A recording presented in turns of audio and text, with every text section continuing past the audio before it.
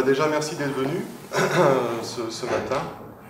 C'est vrai que c'est évident pour personne et je vous demanderai d'être indulgent aussi, même si j'ai eu mon heure en plus comme les autres. Donc ce matin, je vais parler de la singularité. Donc est-ce que c'est un terme déjà qui parle à tout le monde? Est-ce que vous faites déjà une représentation de ce qu'est la singularité? Parce qu'il y a plein d'écrits, on va dire, sur le sujet, plus ou moins fantaisistes ou scientifiques, j'ai envie de dire. Et donc je vais essayer de faire une sorte de voyage dans différents domaines, principalement scientifiques, pour essayer de faire un tour d'horizon de cette singularité et surtout peut-être des mécanismes sous-jacents.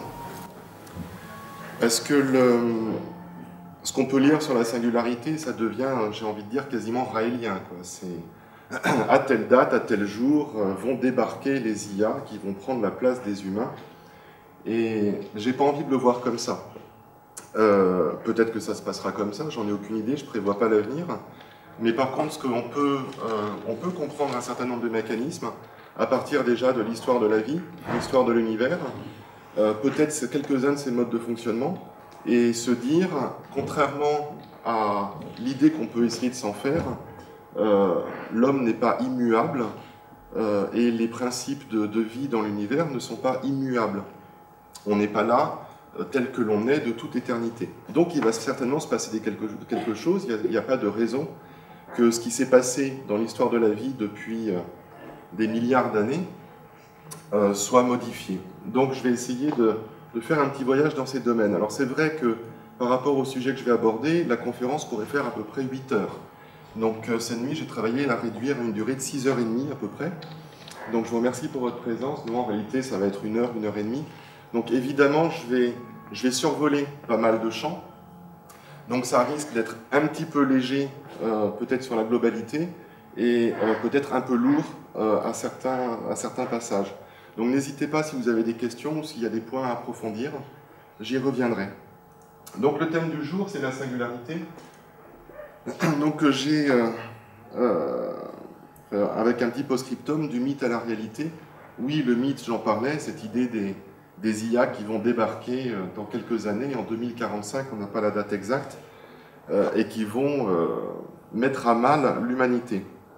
Donc de là à une réalité de ce qui se passe véritablement dans l'histoire de la vie, mais que je dis potentiel, puisque évidemment, et j'en parlerai en termes de singularité au niveau de ce qui s'appelle la théorie des catastrophes, on ne peut pas prévoir le moment où il y aura un basculement ou un changement dans la dynamique de l'univers.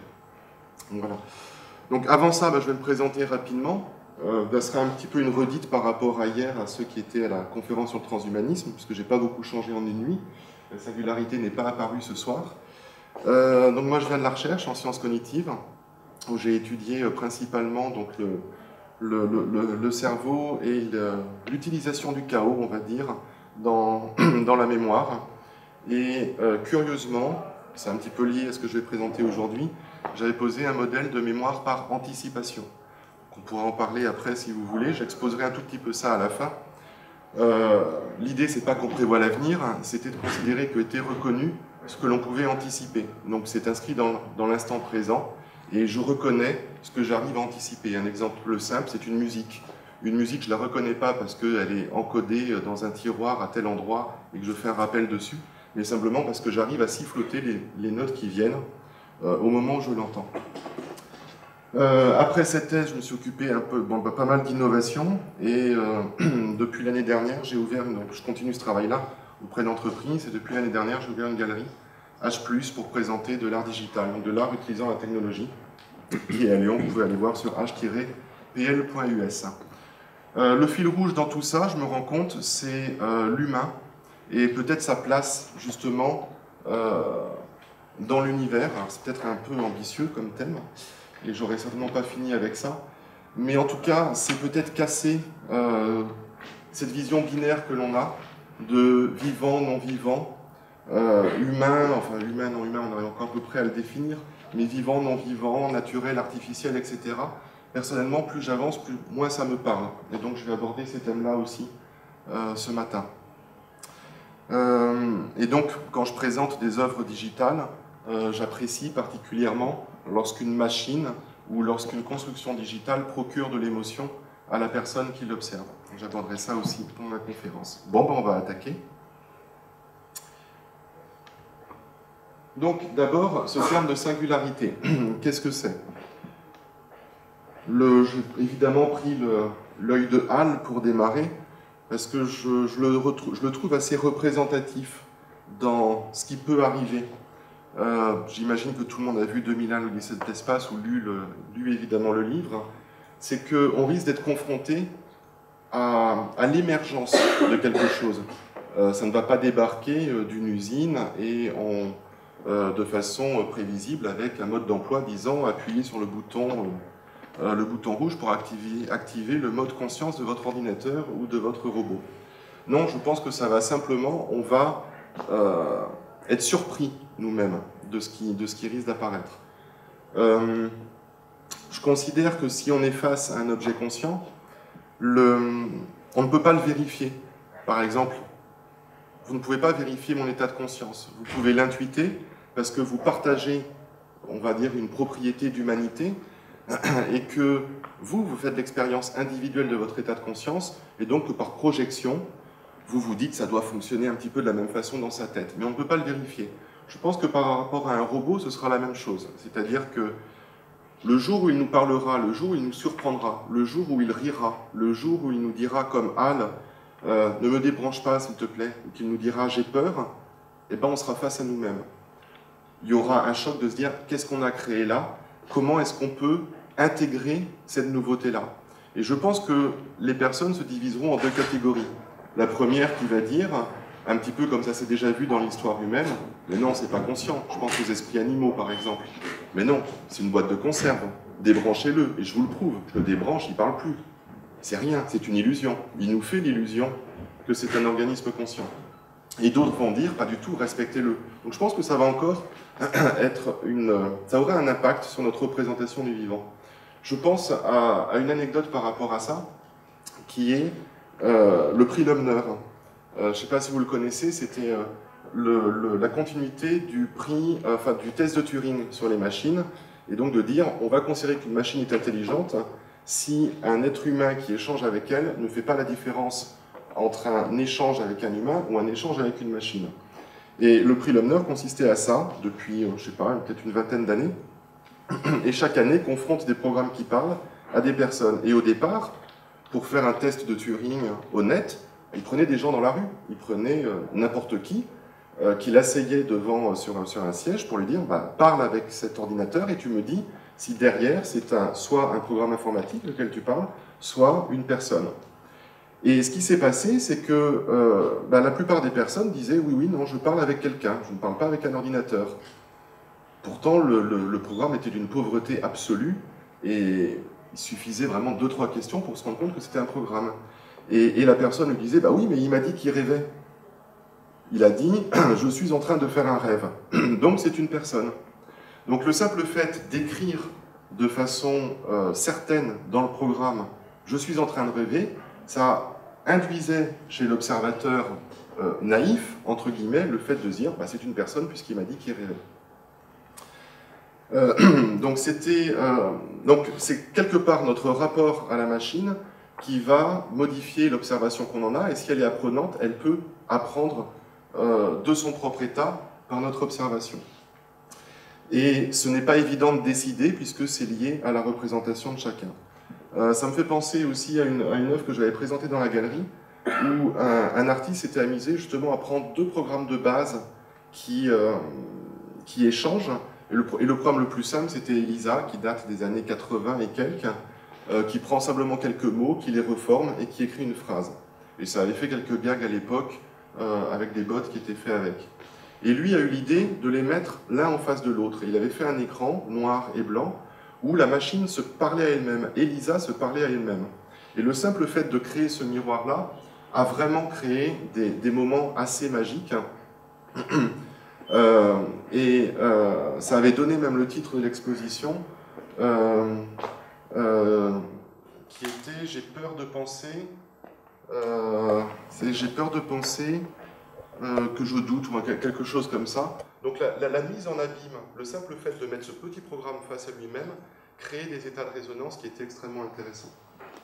Bon, si je passe 10 minutes sur chaque slide, ça va vraiment durer 8 heures, je vais essayer d'accélérer un petit peu. Donc, qu'est-ce que c'est que la singularité?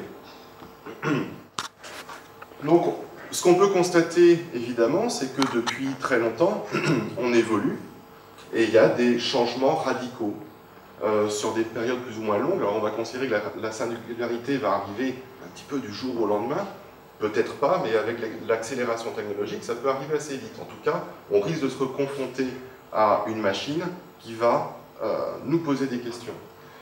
Et donc, cette histoire, on peut voir dans l'histoire humaine, en effet, qu'il y a des bifurcations, il y a des modifications. Si on prend l'arbre d'évolution, c'est très intéressant, parce que nous, on nous montre un schéma qui est quasiment linéaire, comme ça. En tant qu'humain, on a envie de se dire, bah, il y a une logique derrière, ça va vers quelque chose. Et puis, c'est tellement simple. C'est humano-centré, ça va vers l'humain, et puis bah, le sage était prédestiné à devenir humain, enfin le sage, l'ancêtre de l'homme était prédestiné à ça. En réalité, si on regarde l'arbre, pardon, les arbres génétiques, et puis avec les espèces, ce n'est qu'un espace d'exploration et d'essai-erreur. Il y en a je crois que c'est un rapport de 1 sur 1000 entre le nombre d'espèces qui survivent un certain temps et celles qui s'éteignent assez rapidement. Donc on n'est pas dans un processus qui est linéaire.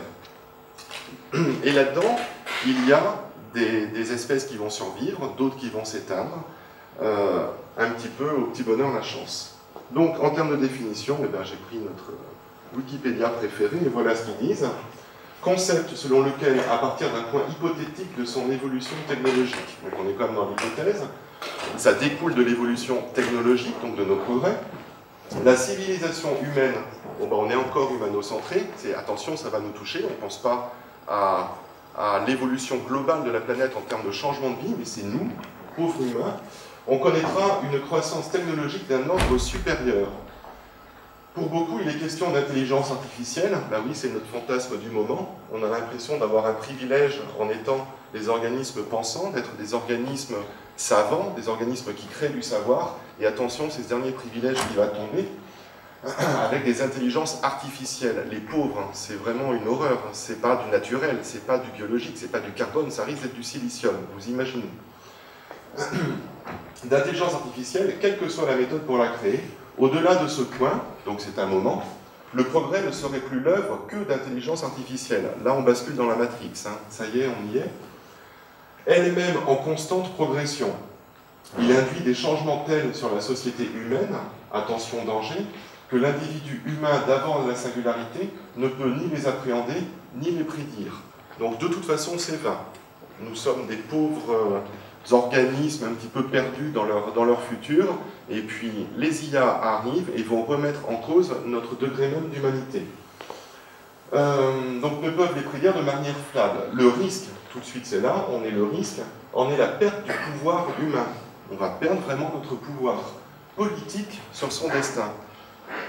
Et ça, bon ben, Ray Kurzweil l'a annoncé, c'est en 2050. Donc voilà, préparez-vous dans 35 ans à avoir ce changement radical où nous ne serons que les futures piles de la matrice avec cette nouvelle entité artificielle qui va prendre le dessus.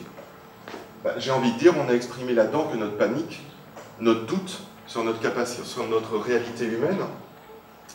Et sincèrement, je n'ai pas le sentiment, et c'est ce que je vais essayer de présenter, que ça se passera comme ça ou que c'est la réalité. Là, on est sur l'humain qui fabrique son avenir avec peur, qui ne comprend plus sa nature intelligente, sa nature biologique, qui est remise en cause par les connaissances, par les avancées scientifiques, et qui se pose des questions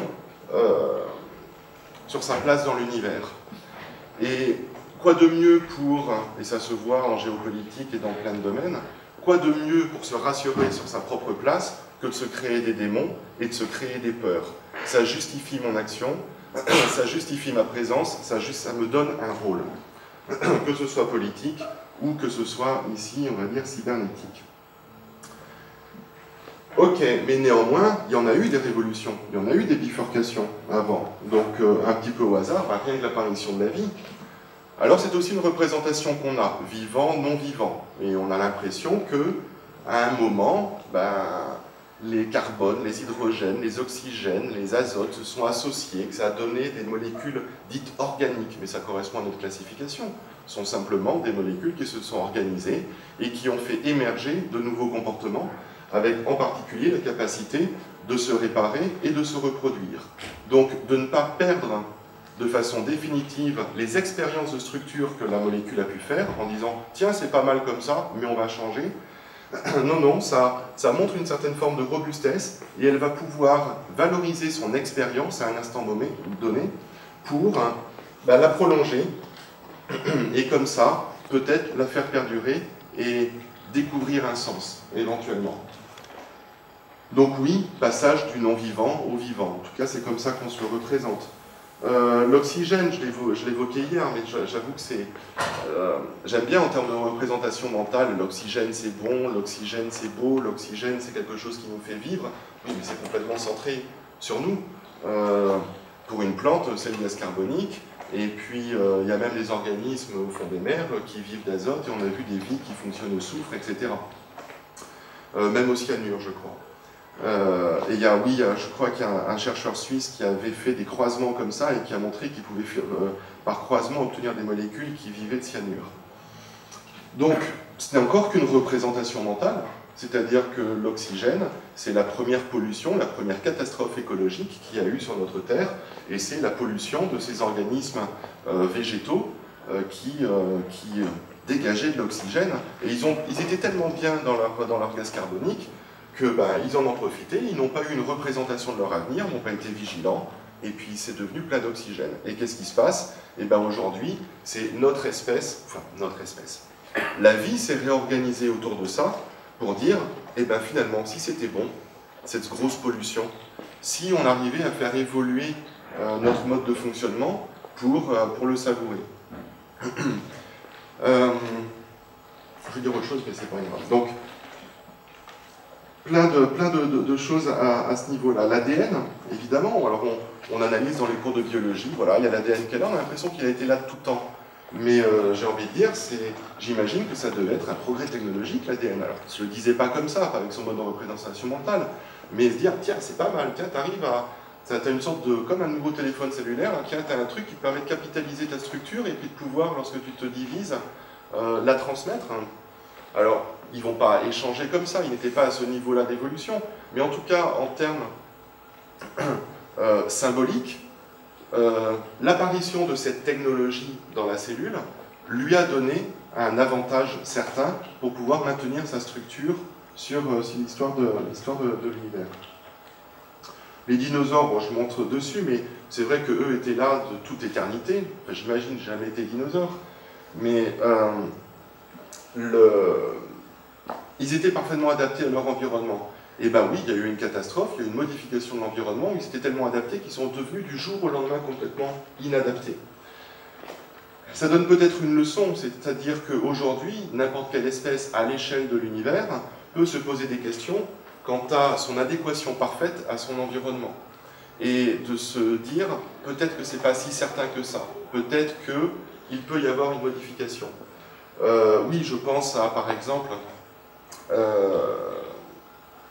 je sais qu'en démantelant des centrales nucléaires, ils ont trouvé une bactérie qui s'appelle Conan, Q superconan, qui se nourrit et qui prend son énergie de radiation nucléaire. Donc, est-ce qu'il y a une logique dans tout ça? Moi, j'ai pas l'impression. J'ai pas l'impression qu'il y a une...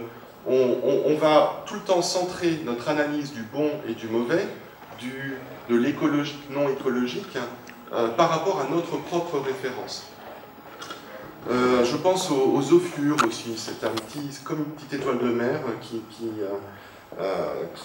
vit dans l'eau, et je sais qu'ils ont découvert dans le port de Marseille, là où les égouts se déversent, une nouvelle race d'ophiures qui survit très bien, et qui survit de ces déchets-là, qui survit tellement bien que la pauvre, si on la met dans de l'eau pure, enfin dans de la mer saine, elle se recroqueville de douleur. Bon, ben ça montre que on est dans un mécanisme d'expérimentation permanente. Peut-être de vous demander ce quel lien ça a à voir avec la singularité. Moi, il me semble que ça en a un, c'est-à-dire qu'il n'y a pas de certitude sur l'équilibre dans les écosystèmes, et qu'en effet, il y a des basculements et des réadaptations permanentes, et qu'aujourd'hui, ce que l'on assimile à de la technologie, j'en parlerai, nano, bio, info, cogno, etc., qui nous semble extérieur, notre téléphone portable, là, qui est bien dans la poche, c'est pas quelque chose qui est si extérieur que ça. Ça fait partie d'une évolution dans l'univers, des molécules, des éléments, ça modifie l'écosystème, et jusqu'où ça va, je pense que l'univers est prêt à tout par rapport à ça. Le langage aussi, évidemment, c'est un énorme basculement, puisque au-delà de l'ADN qui permet de transmettre sa structure, ben, je vais pouvoir transmettre de l'action à distance. Je n'ai pas besoin de taper très fort ou d'attraper la main de quelqu'un pour lui faire un geste. Je peux simplement, par la vibration de l'air, lui faire passer de l'information. Comme je fais là aujourd'hui, ça me donne un petit avantage pour faire passer de l'information. Donc au-delà de sa structure, on fait passer de l'information, et c'est aussi extrêmement efficace. Donc on voit que ça joue au niveau de la structure de l'organisme, au niveau de sa capacité à développer sa structure à la fois en temps et à la fois en espace. Et ça, ben, c'est vraiment un mode de fonctionnement, j'ai envie de dire, universel. C'est essayer de maintenir sa structure et de la transmettre. C'est lié aux travaux de Lamourie, par exemple, qui est une des phrases que j'aime bien, c'est la seule raison d'être d'un être, sans ça il n'y aurait pas d'être, c'est-à-dire que sa raison d'être c'est d'être. Il a organisé un petit bout d'univers, moi je suis fait d'atomes, qui ont même évolué, c'est-à-dire que ce qui me constitue, c'est ce que j'ai mangé, donc le moi que je suis aujourd'hui provient aussi des ruisseaux, des bœufs, des arbres, etc. Et que pour une partie, ces cellules n'étaient pas du moi au départ. Par contre, par ma propre organisation, par ma chimie moléculaire, j'arrive à maintenir une structure pendant un moment. Alors la vie aussi a déterminé qu'il ne fallait pas non plus donner trop de pouvoir à cette structure et que ça allait s'user. On lui donnait une chance pendant un certain temps. Ça pousse aussi à l'optimisation. Si je pouvais maintenir ma structure, je dirais même au-delà de la mort, ça me donnerait moins de valeur. Là, je suis dans l'urgence. Il va falloir que je structure vite. Il va falloir que, si j'ai quelque chose à dire, je le dise vite. Et donc, ça donne de la valeur aussi à ma propre structure, parce qu'elle est finie.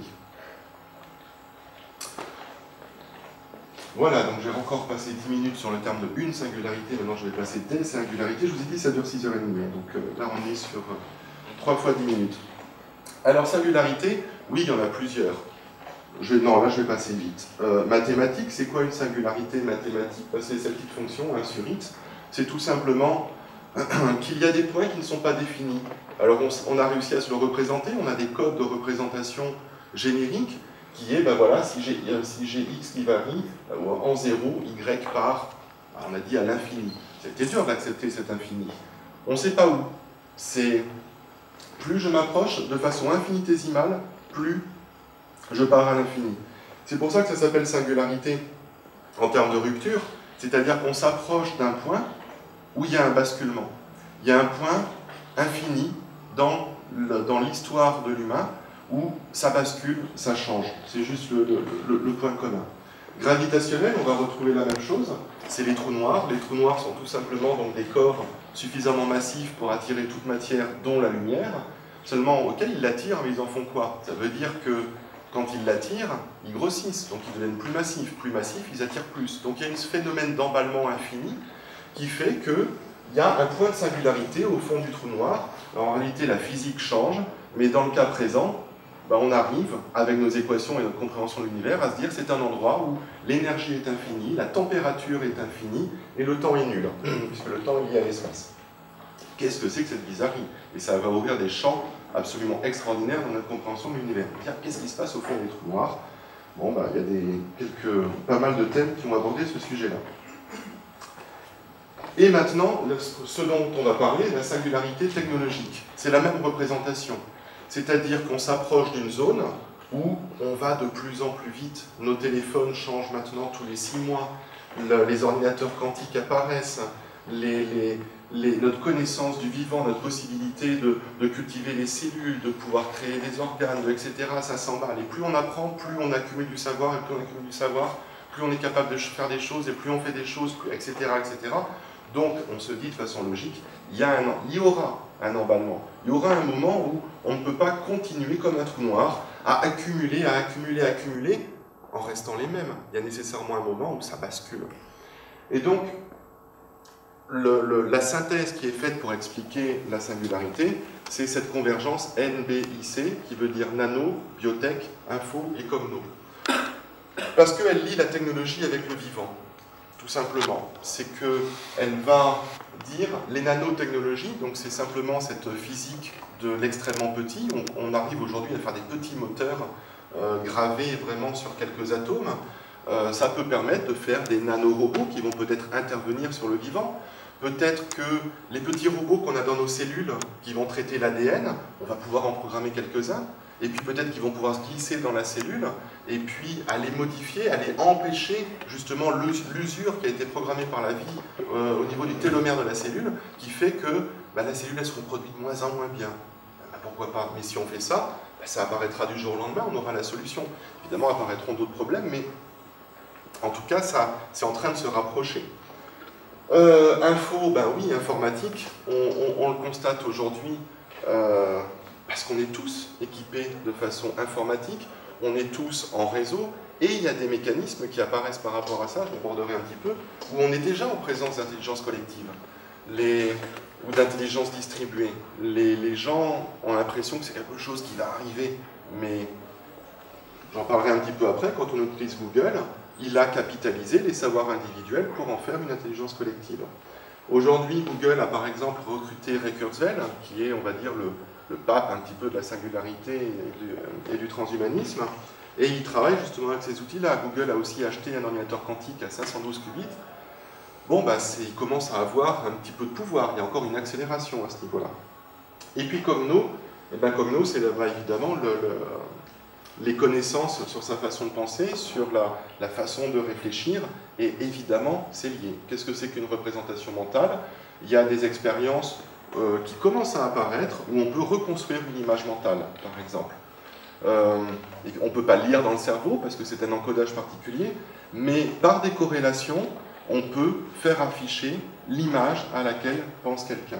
Tout ça cumulé, je peux échanger des images d'une personne à une autre, les mécanismes de télépathie, pourquoi pas, par le réseau, en plus avec des objets qui sont nano, qui vont se greffer un petit peu au vivant. Alors on va me dire, oui, le nano dans la cellule, ouais, mais c'est quand même une bestiole. Si on y réfléchit bien, la mitochondrie qui est présente dans la cellule et qui sert à fournir de l'énergie à la cellule, est un organisme qui, au départ, était séparé de la cellule. C'était une sorte de petit truc à l'extérieur. Et aujourd'hui, c'est quasiment certain.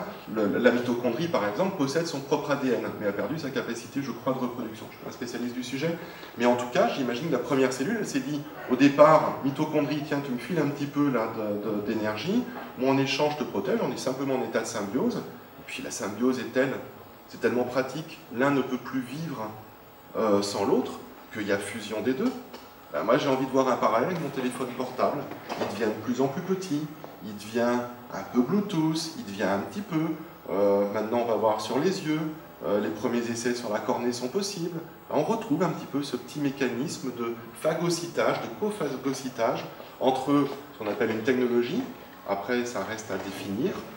C'est fait de silicium, ça a une pile, ça a un machin. Oui, mais c'est une pile, c'est des courants électriques comme il se passe dans le cerveau avec les synapses qui échangent des spikes.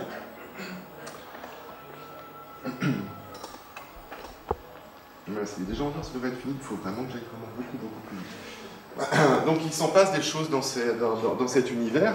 En effet, il y a ces mécanismes de convergence.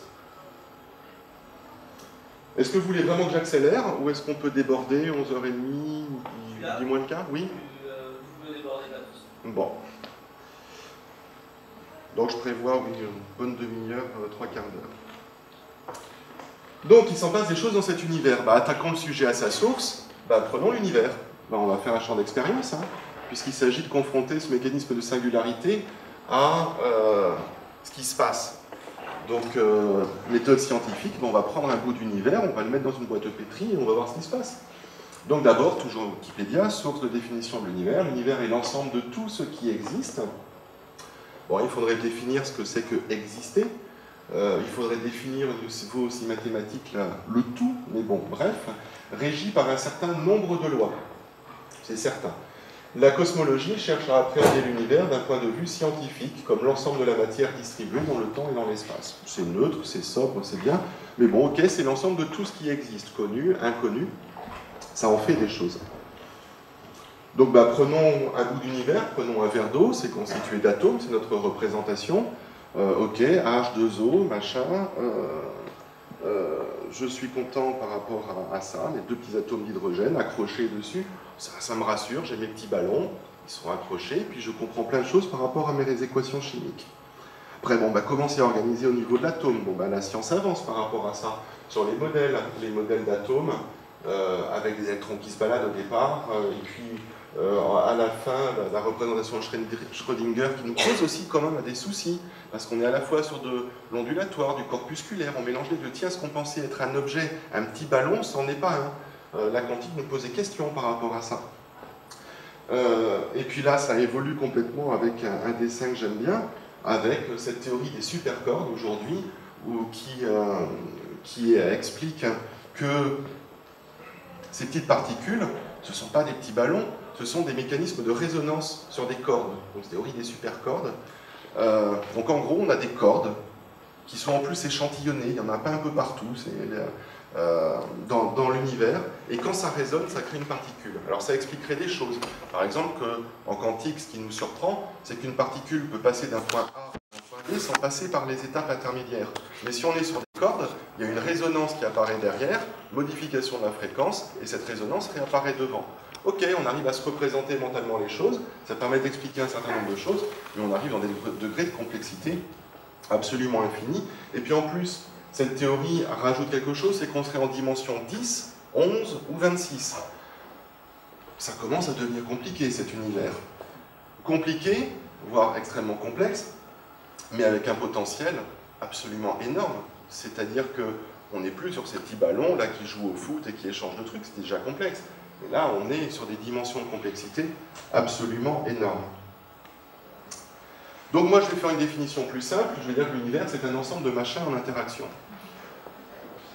Parce que, machin, oui, on s'en fout du modèle. C'est des petits ballons, ce sont des cordes, ce sont des choses comme ça. Mais ce que je trouve important, c'est ce côté en interaction. Peut-être que interaction, pour vous, ça veut dire qu'ils vont parler ou qu'ils vont... Je pense que c'est vrai à tous les niveaux. C'est qu'il y a deux machins, et le machin A peut modifier l'état du machin B. C'est aussi simple que ça. Si ça ne le modifie pas, et si j'ai un machin qui ne modifie en rien n'importe quel autre machin du monde, quel est son degré d'existence? Peut-être que lui sait qu'il existe, mais en tout cas, nous, on n'a aucun moyen de le savoir, qu'il est là, quelque part. Et par rapport à notre modèle, étant donné qu'il n'a aucune influence possible sur quelque machin que ce soit dans l'univers, on peut considérer qu'il est inexistant de notre point de vue, puisqu'il ne modifiera rien de notre système. Donc, considérons que les choses qui sont en interaction, qui peuvent modifier des paramètres. Ok, dans ce cas-là, partons là-dessus. Et prenons des machins. Donc là, j'ai deux machins, c'est deux petits corps, une équation simple qui lie leurs relations, la gravité, le poids de l'un l'attire vers l'autre, et puis on peut les faire tourner. On est content, c'est simple, on est revenu à quelque chose de bien modélisé. La planète 1 tourne autour de son soleil. Je suis content de mon expérience, maintenant je vais rajouter une autre planète. Ce qu'on appelle le problème des trois corps. Et bien rien qu'avec 3, voilà une des trajectoires possibles de la planète entre les deux soleils. C'est-à-dire que j'ai déjà que 3 éléments, j'ai 3 machins. Vraiment 3 machins. Et ça y est, ce n'est pas du bruit, ce seront des dynamiques qu'on appelle chaotiques, rien qu'avec 3. Pourtant, il y a, je crois, vous me dites si je me trompe, un peu plus que 3 machins dans l'univers. Si on raisonne en cordes, si on raisonne en... Donc c'est un degré de complexité, j'ai du mal avec le terme infini, mais en tout cas, qui nous dépasse vraiment largement en tant que portion de l'univers. Donc quel lien avec la singularité?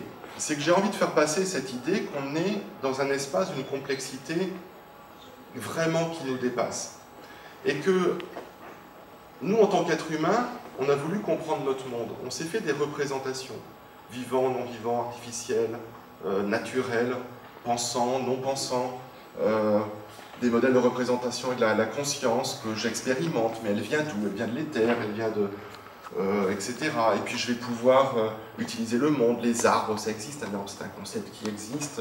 Un monde ne pourrait pas être sans arbres, un monde ne pourrait pas être sans chat, un monde ne pourrait pas être sans micro. Et pourtant, le champ potentiel d'expérimentation de l'univers me semble absolument énorme. Et donc on est là-dedans. Si on est là-dedans, quelle prétention on a, nous, de vouloir orienter le système, de vouloir dire « Ah ben non, c'est pas bien la couche d'ozone. Franchement, c'est pas joli. Ce serait mieux si notre Terre était une sorte de vaisseau éternel qui permettrait de maintenir l'humain dans son système de façon permanente sans qu'il évolue. Et puis, ce cher humain, il est déjà traumatisé. S'il perd 3 cheveux, il se met des molécules dessus parce que c'est...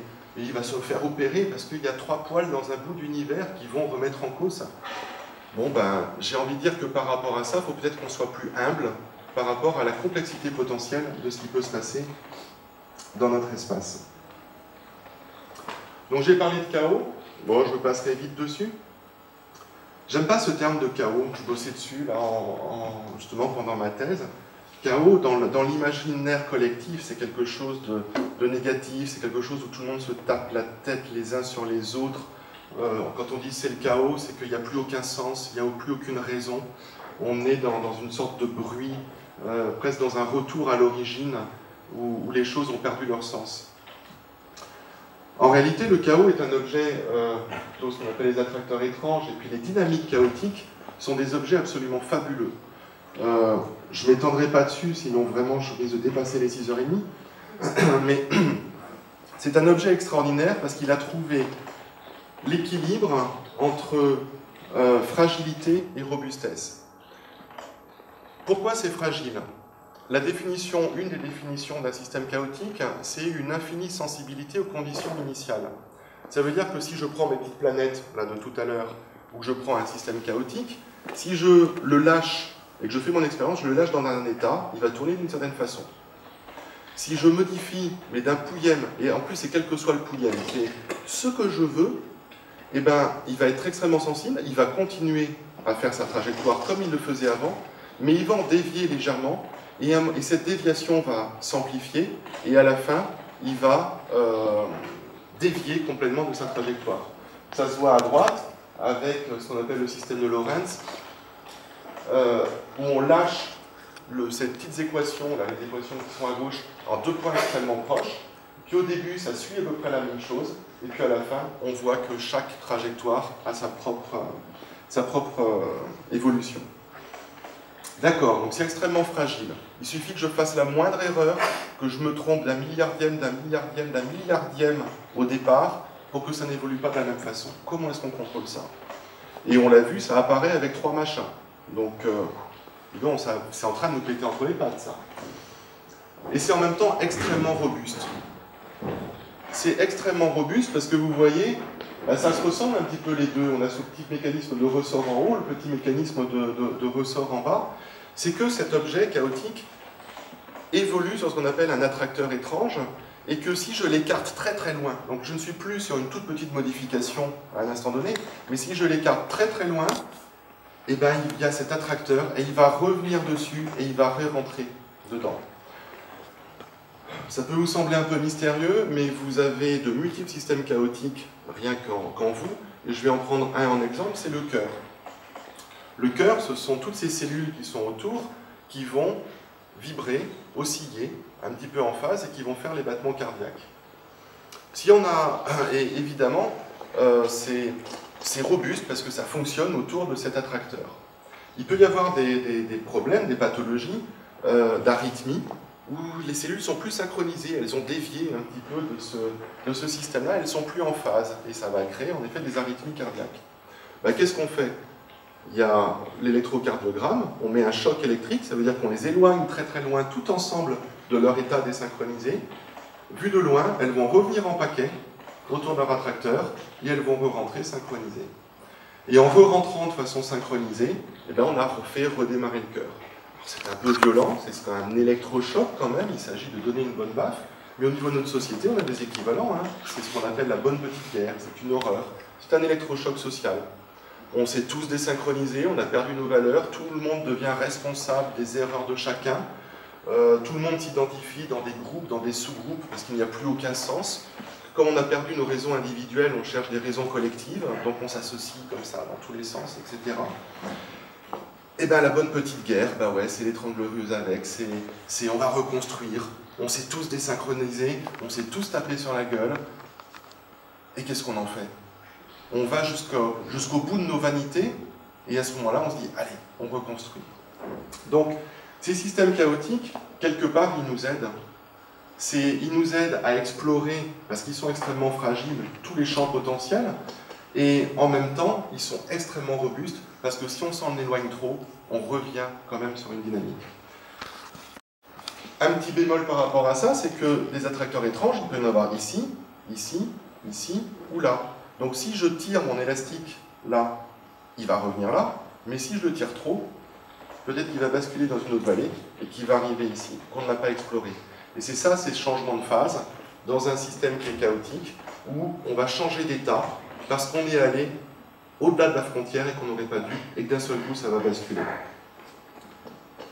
Donc le voilà, cet attracteur étrange, celui qui représente le système à droite. On voit, il est beau, ça ressemble au papillon, c'est le attracteur de Lorentz. Et ce que l'on voit, c'est en effet ce système de boucles. Et à un moment, il y a des boucles qui partent à droite, des boucles qui partent à gauche, et qui sont infiniment intriquées l'une dans l'autre. Ce qui fait que si je me trompe d'un milliardaine de millimètre, je change de fibre et je vais évoluer à droite ou à gauche.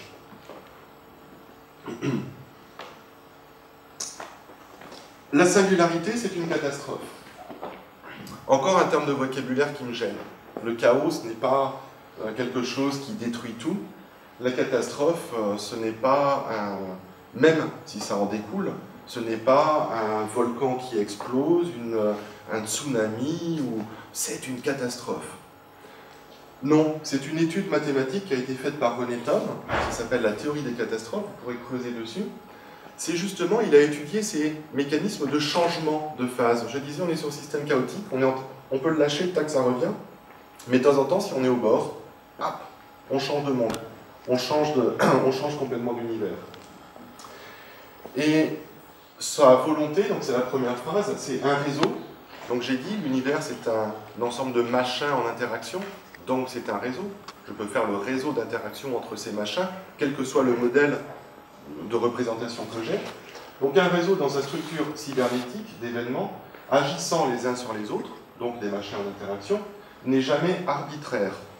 Tiens, on a l'impression que ça va de... J'ai vu mes planètes, elles tournent dans tous les sens, mais là c'est pas arbitraire, il y a un truc sous-jacent. Alors est-ce que c'est la main de Dieu qui manipule les atomes en termes de marionnettistes? Ça nous a rassurés pendant quelques années de se dire mais c'est pas vain tout ça, il y a un sens quand même, et puis surtout il y a un sens final, ce serait tellement plus rassurant. Lui dit c'est jamais arbitraire, non, il a essayé de comprendre des territoires sous-jacents, des évolutions dynamiques complexes. Donc il y a toujours une dynamique continue sous-jacente, c'est ce qu'il dit, qui l'engendre et l'organise. Faute de retrouver cette interprétation originaire, l'approche combinatoire systémique reste à la surface des choses. Donc il dit qu'il faut plonger dans le système. Et lui, ce qu'il a fait, c'est qu'il a simplement représenté, simplement entre guillemets, représenté l'évolution d'un système par rapport aux perturbations qu'on lui fournit. Et ce qu'il a montré, alors, prenons un exemple, je vais prendre un bol, je mets une bille dedans. Je fais une petite pitchonnette à la bille. Et elle monte dans le bol, elle va tourner, et puis elle retombe au fond. Ça, c'est simple. Si l'univers était comme ça veut dire qu'on ne pourrait jamais quitter notre état, et qu'on revient toujours à la base dans notre système. Je pense que ce serait un peu angoissant au final. Par contre, si je dépasse le bol, je donne une pitchonnette trop grosse, c'est ce que je disais, je vais changer d'attracteur, je vais sortir du bol, et là, je risque de tomber sur la table, et des choses comme ça. Donc, qu'est-ce qui se passe? Alors, en termes de physique, on va vers cette énergie potentielle minimale, etc. Donc, on tourne au feu du bol. Lui, il a étudié ces formes de bol. Et il a montré qu'il y avait 7 catégories de formes de bol, avec, pour certains, des mécanismes de catastrophe. Le plus connu représentatif, c'est la fronce. Et la fronce, ben, c'est au lieu d'être au fond d'un bol, je suis sur cette surface, et mon système évolue. Et on voit qu'au lieu de tourner au fond du bol, s'il arrive au bord, ici, du pli qu'il y a dans la nappe, eh ben, il va tomber brusquement. Il va changer d'état. Ça a été utilisé en sociologie, c'est utilisé en physique, c'est utilisé en morphogénèse, la façon dont les organismes vont se modifier. Et ben, c'est assez intéressant de se dire, dans notre système dynamique, qui est l'univers, dans sa façon d'évoluer, oui, il y a des catastrophes. On s'approche du bord, et d'un seul coup, il y a cassure. Et dessous, il y a les différents types de cassures, et ça a été réutilisé dans beaucoup de champs. Donc, de façon fondamentale, oui, il y a des ruptures. Donc, revenons à un système simple. Un tas de sable. Vachement instructif, le tas de sable. Est-ce que tout est possible dans l'univers? Statistiquement, oui. L'expérience du tas de sable, c'est que je lâche un grain de sable l'un après l'autre. La possibilité que mes grains de sable s'empilent de façon parfaite et de façon verticale est extrêmement faible. Vous pouvez essayer l'expérience chez vous, je pense que c'est extrêmement limité. Non, les grains vont rouler, vont glisser, et ça forme ce qu'on appelle un tas de sable. Ça a l'air très bête, un tas de sable. Mais c'est ce qu'on appelle une auto-organisation critique. C'est que, ok, c'est complexe, ok, ça part dans tous les sens, ok, on est sur des dynamiques chaotiques. Mais il n'empêche, dès qu'on est en réseau, dès que les grains de sable sont les uns à côté des autres, il y a émergence d'une structure. Ici, structure, c'est le tas de sable. Alors, qu'est-ce qui se passe? Je lâche mon premier grain de sable, solitaire, au milieu de la table. Deuxième grain de sable, c'est rare qu'il se pose dessus, il va rouler à côté. Troisième, quatrième, etc. Mais mon tas ne va pas monter comme une pyramide pointue. Il y a des avalanches qui vont apparaître pour que la pente soit conservée. Ce qui est intéressant, c'est de se dire, oui, mais quel grain de sable déclenche ça? Est-ce qu'il y a une logique? Ben non, il n'y en a pas. Parce que quel grain de sable va déclencher la catastrophe, ça dépend de l'état du système. Ça dépend de la façon dont la pyramide est structurée. Et si tous les grains de sable de ma pente sont accrochés les uns aux autres de façon très fine, le grain de sable qui arrivera va déclencher cette avalanche. Quel lien avec le sujet précédent? C'est que même si on est dans un système complexe, à partir du moment où on est en réseau, il y a émergence de structures. Et que ces structures, elles cherchent à maintenir leur équilibre. Je disais, la seule raison d'être d'un être, c'est d'être. La seule raison d'être du tas de sable, c'est de maintenir sa pente. Il n'y a pas de finalité. Un tas de sable n'est pas programmé, il n'y a pas une logique qui voudrait que les tas de sable soient comme ça. C'est simplement l'auto-organisation du système. Et là-dedans, si le système dévie trop de sa trajectoire, si la pyramide monte trop, si nous, en tant qu'humains, on va trop loin, ou pas en tant qu'humains, mais si l'univers dévie d'un système qui est à l'état d'équilibre, eh bien, il y a une catastrophe qui va apparaître. Il va y avoir une modification radicale, on va aller sur le bout de cette frontière, et il va y avoir chute, avalanche des grains de sable. J'ai envie de faire un parallèle avec ce qui se passe dans notre monde actuellement. On est un peu au bord de la frontière, on parle des crises économiques, des milliards qui sont imprimés, des dettes générales, des pertes de sens, des pertes de valeur. Il y a pas mal de domaines dans lesquels on se sent un petit peu au bord de la frontière. À partir du moment où cette opinion est partagée de façon collective, on est comme le tas de sable. On est tous accrochés un petit peu sur le bord, en train d'essayer de faire tenir, en train d'essayer de s'accrocher au grain de sable d'à côté, mais en ayant perdu notre structure générale. Et bien cette phase-là, elle est extrêmement dangereuse à un certain niveau, c'est-à-dire qu'on dérive de notre équilibre métastable, et donc là, il suffit en effet d'un grain de sable. Et ça se voit dans l'histoire humaine. Nos livres d'histoire nous font tout le temps croire qu'il y a une sorte de logique aux événements, et que c'est tel événement qui a déclenché ça, qui a fait ceci, et en plus tout le temps du point de vue du vainqueur. Donc on a une sorte de déformation mentale sur cette idée que l'histoire serait simple. En réalité, elle est faite de préparation, elle est faite d'événements qui préparaient le terrain, comme les grains de sable, et il suffit de l'étincelle pour cueillir les changements. Et donc, pour revenir à la singularité, oui, c'est vraiment l'impression que j'ai aujourd'hui. Pas au niveau des NBIC, pas au niveau d'une IA qui va débarquer, mais au niveau d'une sorte de réorganisation collective qui inverse un petit peu les valeurs et qui risque en effet de nous confronter à d'autres mécanismes.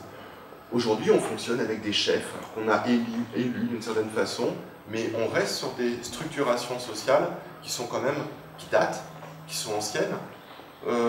Les réseaux d'information sont tels qu'ils sont complètement débordés. Ils ne peuvent plus contrôler. Avant, c'était facile. Je tue quelqu'un, j'augmente ceci, je fais cela. Mais aujourd'hui, alors je reviens à la notion de chaos. Plus il y a des machins en interaction au niveau de l'univers, plus, on l'a vu avec 3 corps, plus la dynamique est riche. Quand la dynamique est riche, on ne la contrôle pas. On peut éventuellement faire une bonne petite guerre. C'est un petit peu ce qui se passe aujourd'hui. On se crée des ennemis. On crée des tensions, ça crée 2 pôles, c'est tellement plus simple de gérer 2 pôles que de gérer la complexité humaine. Oui, mais la complexité humaine, elle est en train de prendre le dessus. On est en train de s'organiser les uns avec les autres, et bien, le tas de sable, on est en train de s'accrocher les uns aux autres. Un autre élément que j'aime bien, c'est le jeu de la vie de Conway. Je vais prendre d'autres grains de sable, ce sont simplement des petits pixels. Et c'est une petite règle très simple, c'est un quadrillage, et Conway, donc dans les années 70, a imaginé les règles suivantes. Je pars d'un état à gauche, donc j'ai des pixels. Hein. Si le carré noir qui est au centre, si j'ai 3 pixels allumés autour, je m'allume. L'état d'après, c'est si je suis allumé et que j'en ai 3, je reste allumé. Le dernier, c'est que si j'en ai plus que 4, enfin plus que 3, donc 4, à partir de 4, j'étouffe et donc je meurs. Et si par contre il n'y en a aucun, je ne peux pas prendre d'énergie et je vis. C'est extrêmement bête comme système.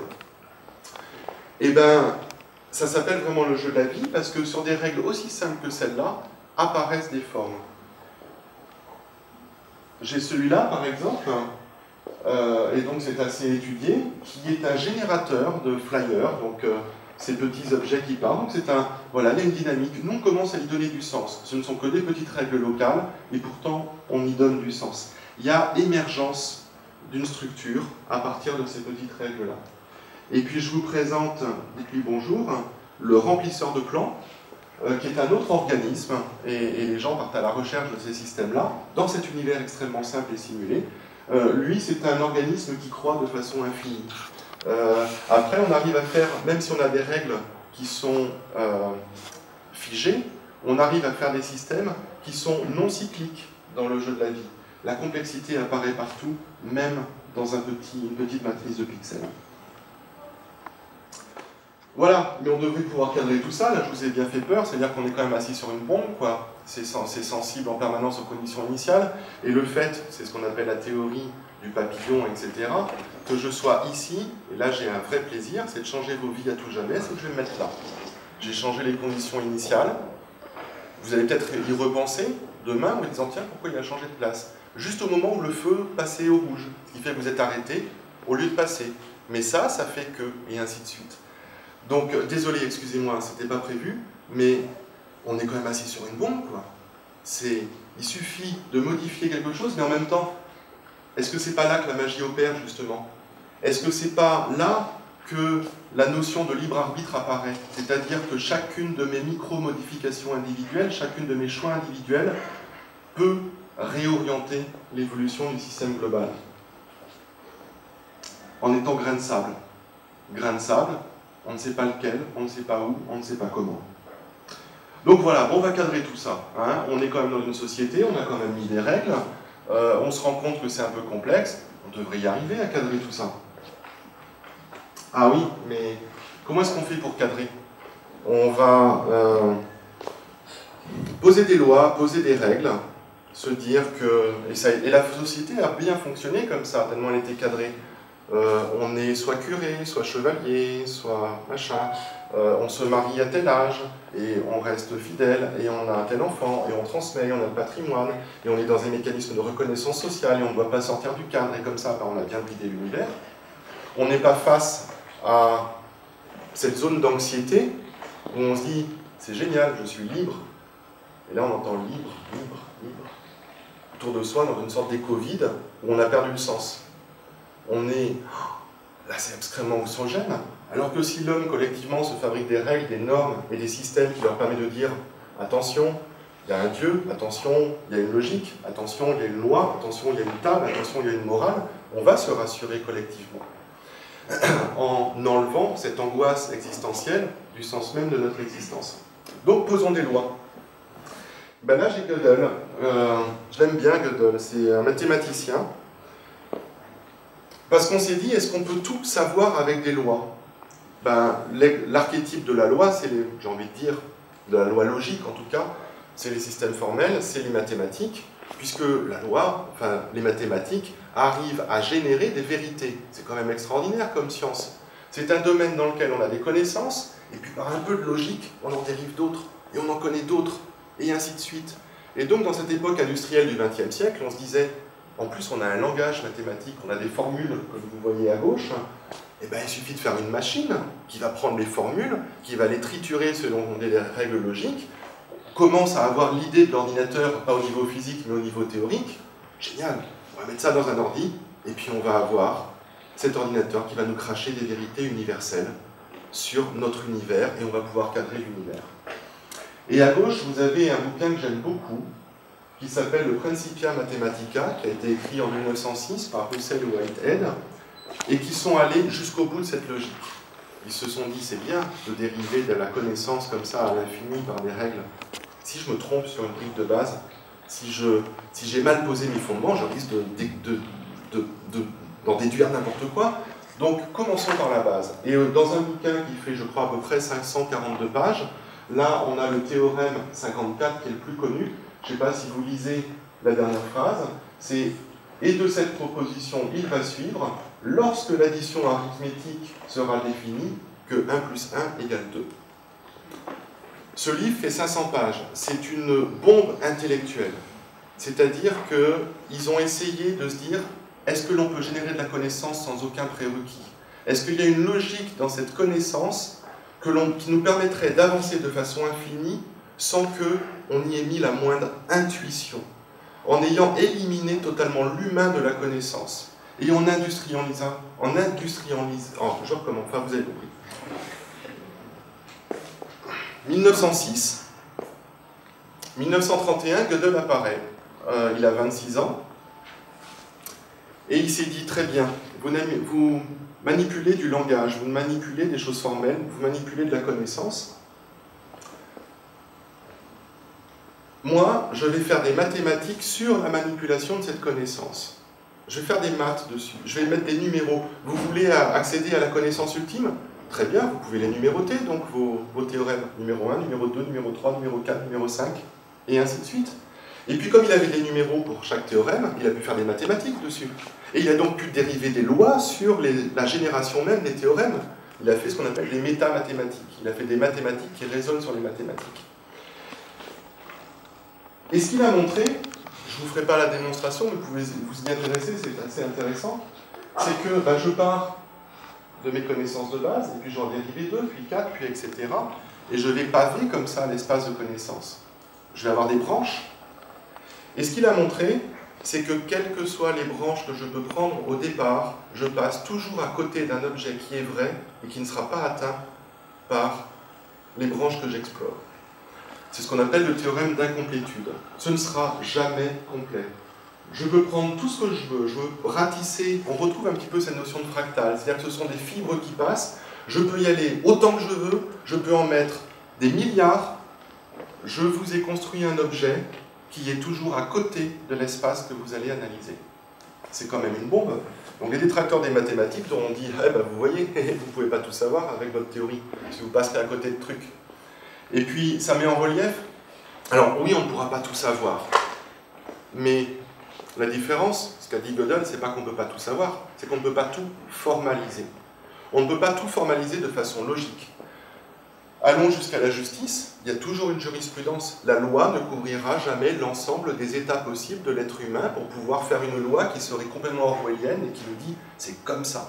Ta peine est de 17 ans,2 calculée par rapport au taux de probabilité de ton évolution dans ton machin, etc. Non, c'est absolument impossible. Alors vous allez me dire, c'est quand même des objets bizarres, ces trucs qu'on n'atteint jamais.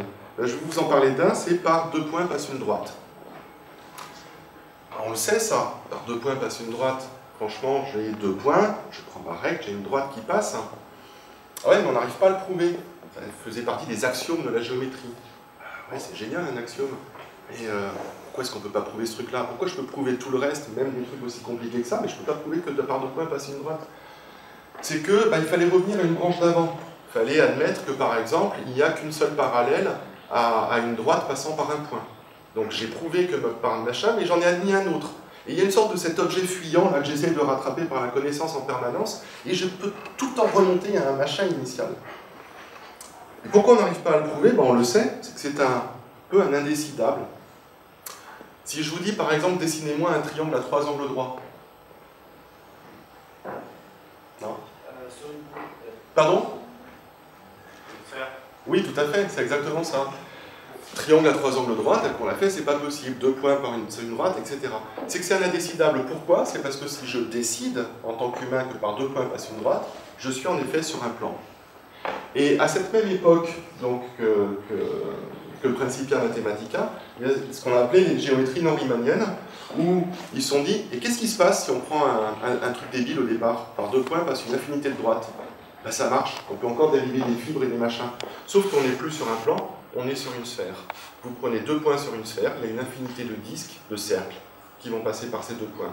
Le triangle à 3 angles droits, vous en prenez un au sommet, et 2 sur l'équateur, et vous avez bien 3 fois 90 degrés. Donc ce qu'on nous a appris, cette loi, la somme des angles d'un triangle fait 180 degrés, non, c'est faux. Ça dépend de l'univers où on est. Donc ce que montre Gödel, c'est que cet univers de connaissances, comme l'univers tout à l'heure, il est infini. Et que, mais ce que je vais poser comme base, je peux raisonner dessus, je peux faire de la connaissance, mais ça va paver de façon limitée le système. Ça vous va si on va jusqu'à midi? Parce que je m'emballe, mais... Donc voilà, donc on a notre univers, des machins en interaction qui évoluent sur des fibres qui sont absolument jointes, collées les unes aux autres. Il suffit que, alors je rejoue encore, non, je me remets dans l'état initial, je reviens ici. Il suffit de changer l'état de moindre petit élément à un moment pour que ça change. Alors, je vous rassure quand même, je reprends l'exemple du tas de sable, un grain de sable peut bouger d'un endroit à un autre, ça ne changera pas le tas de sable, heureusement, parce que pour vous, c'est insignifiant. Mais ça peut avoir des chaînes de causalité. Et nous, ce qu'on veut faire dans notre connaissance, dans notre savoir, dans nos lois, dans nos règles, dans nos certitudes, c'est ça. C'est se dire qu'on a des lois, qu'on a il y a des noirs et des blancs, il y a du vivant et du non-vivant, il y a du conscient, du non-conscient. Il y a ça se fait, ça ne se fait pas. Il y a oui, mais l'univers n'a pas de morale, la nature n'a pas de morale. Il explore son territoire. Et de notre côté, ok, on a fait toutes nos connaissances, exploré par notre savoir un certain nombre de cases, un certain nombre de chemins, mais Gödel a montré que, alors je pourrais accumuler encore de la connaissance, je vais continuer à quadriller plus fin, mais j'ai beau zoomer, j'aurai toujours des fibres dessous, continues, qui vont me mener plutôt vers là, ou plutôt vers ici. Donc j'ai envie de dire que cette vanité de contrôler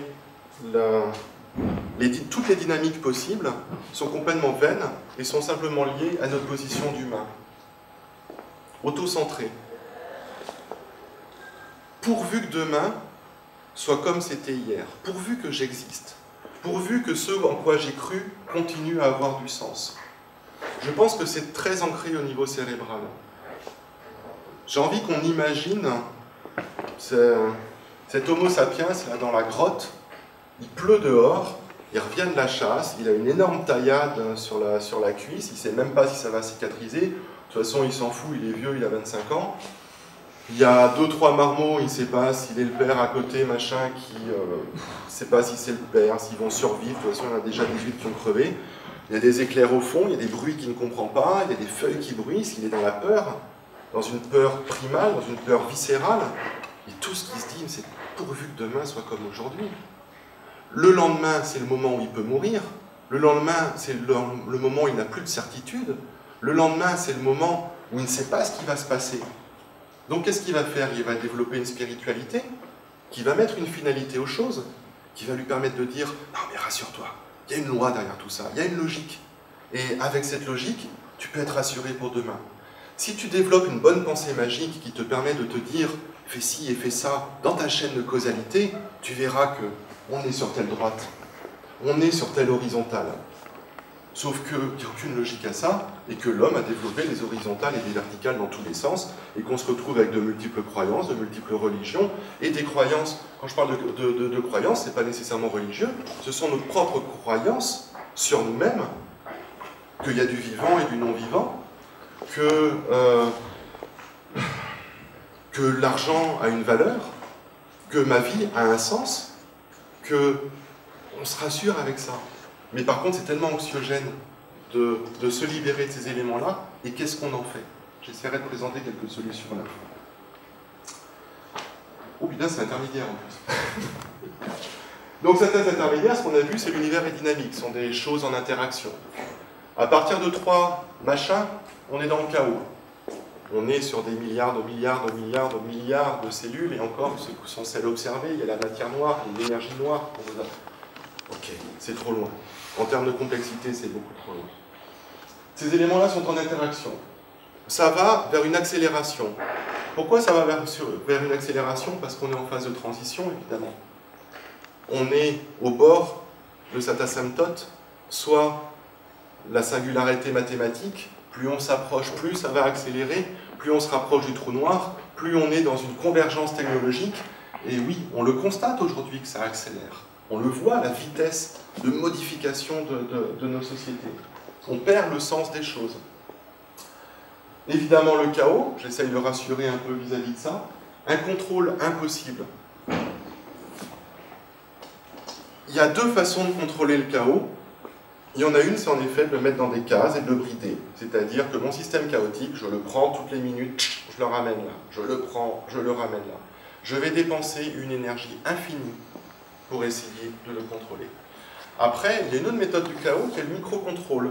C'est simplement des petites actions locales. Profitons, au lieu de travailler sur sa robustesse et de le ramener en force, travaillons sur sa finesse. Travaillons sur sa fragilité. Et sa fragilité, c'est le principe des petits grains de sable. C'est des petites modifications locales, individuelles, convergentes et cohérentes. Donc, il ne faut pas le combattre, il ne faut pas aller en frontal, il faut l'accompagner, il faut surfer dessus. C'est ce que j'avais essayé d'exposer durant ma thèse, qui était de dire cette mémoire, c'est du surf. C'est-à-dire qu'on est sur un système qui est chaotique. Il y a une expérience simple, c'est chez le lapin. On branche des électrodes dans un lapin qui n'a pas eu de chance dans son histoire universelle, dans le bulbe olfactif, et on mesure la façon dont ça bouge. On lui présente une odeur qu'il ne connaît pas. Cette odeur qu'il ne connaît pas, eh ben, qu'est-ce que ça fait? Ça crée du bruit, c'est une perturbation, ça ne correspond pas à sa structure interne et ça secoue. Ça secoue, mais c'est bon, parce que c'est une secousse exploratoire. C'est-à-dire quelles associations nouvelles je peux faire par rapport à cette nouvelle connaissance. Et puis là-dedans, il va structurer des machins. Ça ressemble un petit peu à la carotte, ça ressemble un peu au fenouil. On va présenter, je sais pas, un Chanel numéro 5, et il est là, ouais, c'est du fenouil, c'est du machin, c'est du truc, tac, tac, tac. Le sommeil va permettre de stabiliser ça, d'engrammer un petit peu cette information-là. Et plus on le fait, plus le mécanisme de synchronisation neuronale est rapide quand on lui présente cette nouvelle odeur. Et plus on présente les choses, plus il s'y habitue et plus il converge vite par rapport à ça. Donc cette nouveauté devient intégrée et il retrouve comme ça, parce que c'est un attracteur, la trajectoire qu'il avait faite. Donc n'ayons pas peur ne travaillons pas en frontal, accompagnons justement les choses, et par rapport à la mémoire, justement, essayons d'être en situation proactive par rapport à cette richesse universelle. Et formalisation limitée. Ce n'est certainement pas par la loi, par le code, par la représentation binaire que l'on va pouvoir évoluer par rapport à cette complexité. Donc à droite, c'est un petit schéma, c'est sur les technologies à venir, et ben, on voit qu'il y en a pas mal qui arrivent et que ça va de plus en plus vite. Donc j'ai dit tout à l'heure, NBIC, nano, biotech, info, comme nos machin, tout ça, ça va faire notre... Ok, c'est ça la singularité. Je trouve ça simple quand même. Hein. C'est un peu basique. Là encore, c'est un regard complètement binaire. On a cadré les 4 trucs. Nano, bio, info, comme nos. Tac, ça converge. Bon, on va se faire un petit peu peur parce qu'avec ça, on va avoir des intelligences artificielles qui vont débarquer et puis qui vont... Oui, mais elles ne vont pas débarquer avec des fusils pour nous flinguer tout de suite. On va le voir apparaître comme dans Âme, une émergence, un doute, un questionnement. Et puis petit à petit, ça va évoluer. Donc oui, les nanos, tout ça, ça évolue. Oui, on a des infos.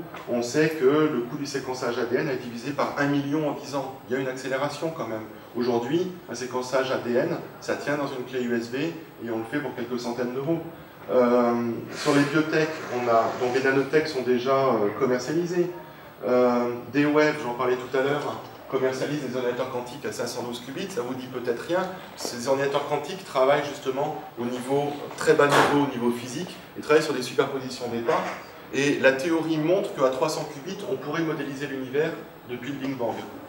Bon, il y a des débats là-dessus, mais en tout cas, on s'approche de quelque chose d'un peu sensible quand même.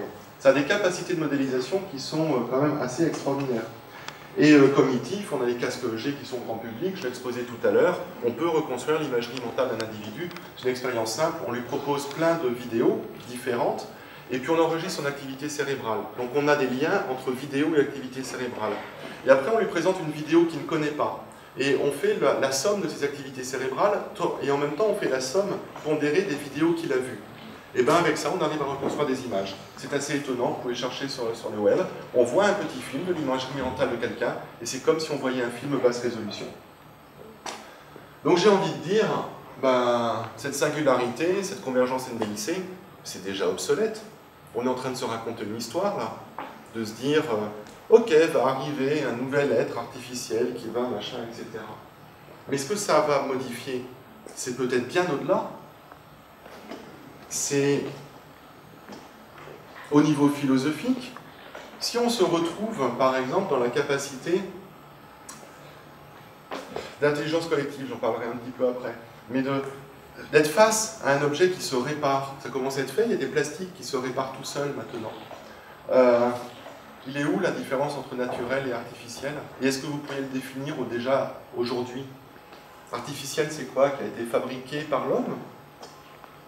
Oui, mais moi je suis naturel, je viens de machin. Donc j'ai produit quelque chose, une sorte d'organisation des cellules, des molécules, etc. pour créer une fonction. Je parlais de mitochondrie tout à l'heure. Qu'est-ce qu'une mitochondrie a de plus naturel que mon téléphone portable? Alors oui, la mitochondrie, elle se répare et elle se reproduit. Ouais, mais en termes de convergence, des technologies qui peuvent se reproduire, ça va arriver. Vivant, non vivant. Il y a tous les continuums entre les deux. On pourrait en parler pendant longtemps, mais on se considère comme vivant, mais si je regarde par exemple un cours d'eau, ce cours d'eau, il a une action sur son environnement, il ne va pas être satisfait du cours de la rivière, il va modifier la position des galets, c'est du tout petit bas niveau, hein, mais c'est le début de quelque chose. Donc est-ce qu'on ne serait pas justement plutôt dans un système continu, comme j'essaie de l'exposer tout à l'heure, et que ce sont nos représentations mentales qui essayent de segmenter les choses. Et que si on accepte qu'on est dans ce continu, eh bien on peut se préparer en effet à des choses extrêmement surprenantes. Comme la conscience collective, il y a Teilhard de Chardin, pourtant un catholique plus pratiquant, puisqu'il était prêtre, qui a travaillé là-dessus avec le point oméga, qui a généré pas mal d'œuvres de science-fiction. Mais c'est pas bête, il considère qu'il y a des empilements comme ça de la cognition et qu'on va vers une sorte de métastructuration où en effet on pourrait accéder à une forme de conscience universelle. Pourquoi pas? Donc conscient, non conscient, c'est pas évident de définir ce qui est conscient. On le sait, on l'expérimente, mais c'est pas une propriété comme ça qui se greffe, hein, une diode qui s'allume, qui dit c'est conscient ou pas conscient. C'est un état interne, tout simplement parce qu'on est des portions d'univers. En effet, le simple fait d'être est suffisant. On a chacun notre univers. Je ne vous vois pas comme vous me voyez, les gens n'ont pas la même position, et puis après les trajectoires vont diverger. Donc j'ai envie de dire que cette singularité, elle est évidente, qu'il suffira d'un grain de sable, que l'on constate une accélération permanente des choses, mais que n'ayons pas la prétention de la définir selon nos propres fantasmes, de dire c'est une IA qui va débarquer. Non, c'est un changement radical dans notre capacité à se représenter l'univers dans sa continuité et avec en effet l'émergence peut-être d'une représentation qui nous dépasse et une cognition même qui nous dépasse. Donc je vais aller plus vite là-dessus si j'ai un petit quart d'heure, mais ça c'était justement c'est un schéma, on va en parler si vous voulez après, mais justement qui considère qu'il n'y a pas le soi et le non-soi. Il y a une structuration temporaire d'un bout d'univers, c'est un principe anthropique fort, on va dire, qui est en interaction permanente avec son environnement, et que moi ce que je fais, c'est que je cherche simplement à maintenir ma structure, parce que je porte quelque chose, je porte une histoire. Et pour maintenir ma structure, il ne faut pas que je me confronte à l'univers, il faut que je puisse comprendre un petit peu sa logique, que je puisse éviter les choses. Par exemple, que si je sorte, j'ai la mémoire que la porte est ici et qu'il faut que je passe par là, et que ça ne servira à rien que je m'obstine à aller tout droit et à me cogner 100 fois dans le mur, et là je me mettrai en danger. Donc c'est simplement cette façon de maintenir sa structure par un équilibre avec les dynamiques de l'environnement. Je parlais d'intelligence collective, oui, on peut trouver des liens entre ces réseaux cérébraux. Je disais, l'univers, c'est des machins en interaction. Le cerveau, c'est d'autres machins en interaction. C'est vraiment le même mécanisme. Ce sont des neurones qui échangent via des synapses, qui échangent des petits pics et qui agissent les uns sur les autres. Tout comme dans mon univers, ça c'est le graphe du net, on a une construction fractale comme ça de nos relations avec des échanges. Il faut savoir que le fondateur de Twitter, par exemple, ça l'avait fait hurler à l'époque, avait sur le bureau justement des projets par rapport au fait de créer des pondérations sur les échanges de tweets basés sur les échanges synaptiques, pour se dire, qu'est-ce qu'on va découvrir avec ça? Est-ce que l'information, on va pouvoir faire des méta-organisations, des sous-structurations, des réseaux, des tweeters ensemble, par rapport à une compréhension globale des choses? Qu'est-ce que c'est que percevoir? Quand je fais un tweet, que j'ai pris une photo, j'échange simplement une information d'un point A à un point B. Si elle est pertinente, elle va être fortement reprise, elle va créer des synchronisations locales dans la société.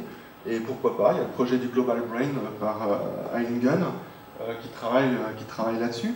On a en plus des ordinateurs quantiques qui multiplient les capacités de calcul de corrélation entre les éléments.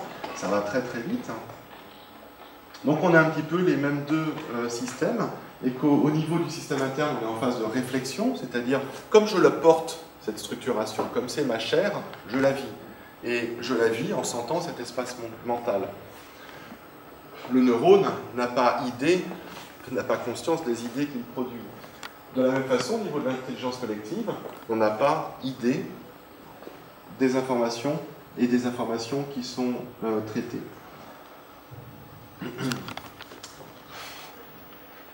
Là-dessus, qu'est-ce que c'est que l'intelligence? Vu que je me suis autorisé à vous faire une petite définition de l'univers tout à l'heure, on va y aller sur la définition de l'intelligence. Moi, je considère que c'est la capacité à adapter l'environnement à l'anticipation que l'on en a. Je me fais une idée des choses, et en tant qu'être avec ma structure, j'aimerais bien que ça se passe un petit peu comme je l'avais prévu. Que je n'ai pas besoin de trop modifier le réel et que je me représente bien la façon dont il va évoluer. Si par exemple je vous devine les numéros du loto ici, là, simplement en humant la variation des particules autour de moi qui dépendent de ce qui se passe là-bas, etc., qui sont passées par ici, sur là, je serai assez intelligent. Franchement, c'est-à-dire que j'arrive à anticiper des évolutions du réel, à capter sa complexité et à voir sur quelle fibre il est là en ne faisant pas l'erreur infinitésimale initiale. C'est franchement de l'intelligence. En réalité, j'en suis pas là. Je ne peux pas le faire. Par contre, les phontons qui ont été échangés là-bas tout à l'heure, me font dire qu'il y a une porte et je devrais pouvoir mentalement anticiper le fait de sortir de cette pièce et de rentrer chez moi à peu près sans trop me cogner partout et sans me mettre en danger. Et je rajoute et réciproquement, c'est-à-dire faire évoluer sa propre anticipation à partir de ce qui s'est passé dans l'environnement. C'est l'interaction entre les deux. Ça s'applique aux quotients intellectuels, intelligence sportive, intelligence relationnelle, on pourra en parler, et ainsi de suite. Là où je veux en venir par rapport à ça, c'est que ces machins en interaction, l'univers les a encapsulés au niveau cérébral. On est des petits bouts d'univers, et on a la chance d'avoir un outil qui fonctionne un peu de la même façon. C'est du chaos. C'est de l'exploration permanente des potentiels. C'est l'espace des rêves. L'espace des rêves va créer des associations nouvelles pour essayer de créer un niveau symbolique qui va nous permettre de créer des représentations. Donc on a la chance d'avoir cet outil. Ne le bridons pas. Il y a plein de choses à réaliser et peut-être que la technologie nous permettra de le faire pour être enfin en phase avec la dynamique naturelle de l'univers. Eh bien, on y est, à la conclusion. Je l'ai commencé un petit peu. C'est donc, oui, on est dans un système complexe, acceptons cette complexité, n'ayons pas la prétention de vouloir la brider ou ça nous reviendra dans la gueule.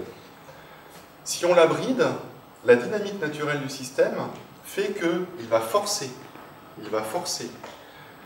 qu'il va sortir de son état métastable et que là, le moindre grain de sable va restructurer l'équilibre général du système pour arriver à une nouvelle structuration.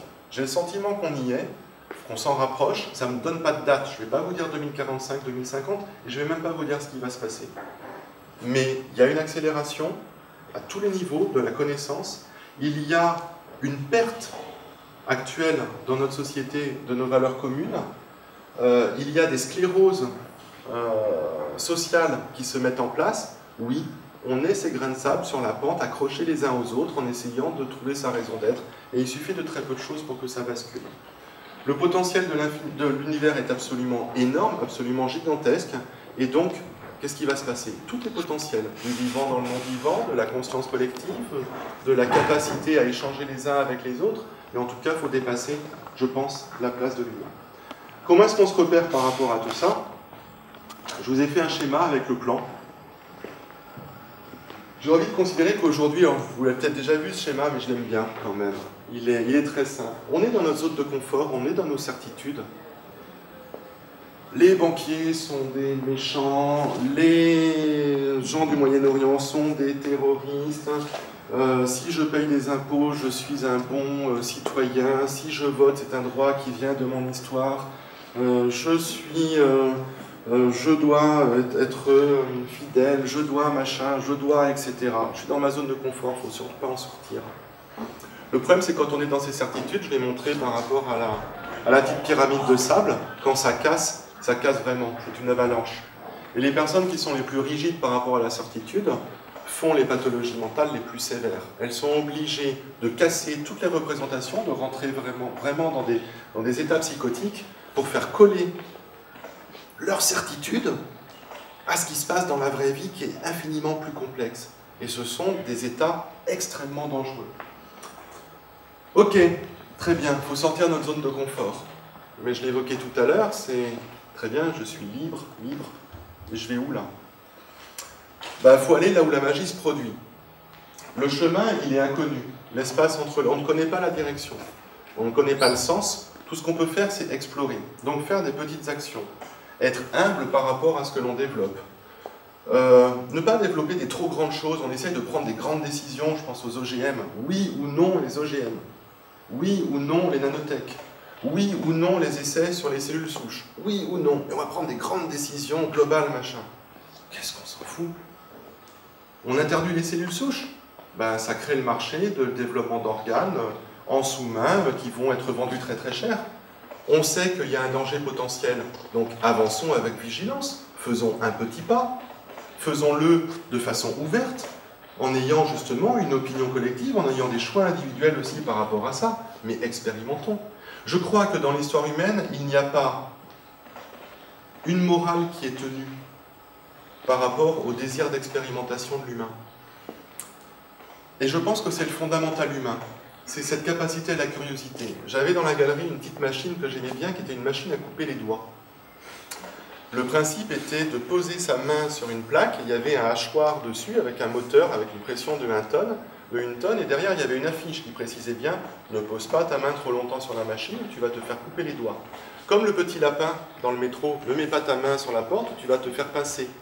Et que fait l'enfant humain, que fait le bébé humain? Et c'est le fondamental, il va mettre la main sur la porte. Et c'est irrésistible.